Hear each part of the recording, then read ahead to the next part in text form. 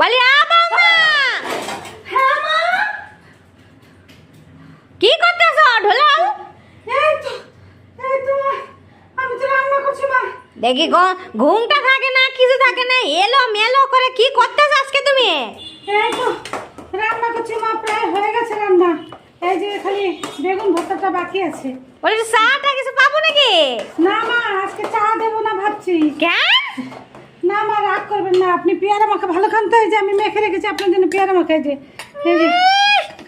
বেশি বেশি একেবারে এতক্ষণ দাওনি কিসের জন্য? মাইকে রাখছো যখন ভাবলাম আপনি এলে দেবো, তাই আমি দিতে পারিনি মা, আপনি রাগ করবেন না। তা কি রান্না করেছো আজকে? আজকে রান্না করেছি কাঁচকলা আলুর ঝোল, ডাল, ভাত। আর আপনি এই যে বেগুনের ভর্তা ভালোবাসেন, দেখুন এই যে সব করে রেখেছি। আর যে মশলাটা ভেজে জল দিলেই হয়ে যাবে মা। তাড়াতাড়ি করো, আমি যাই কেনা মাখাটা খাই আসি। আচ্ছা মা, আচ্ছা। বৌমা গ্যাস ওই ঘরে দেখি কি কি বানাইছে।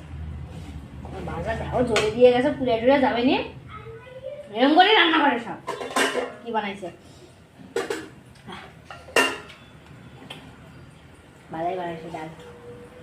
ভাত খাইনি। এটা কি বানাইছে?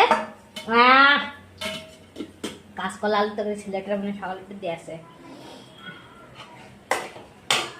ভালোই বানাইছে বৌমা, ভালো ভালো যাবে ভালো বললে আবার মাথায় না শুরু করবো। বলে হ্যাঁ মা, যাই। রান্না করি আসছি আসছি মা, আসছি। মা এই যে আসুন, দেখুন আপনার প্রিয় বেগুন ভর্তা রেডি হয়ে গেছে।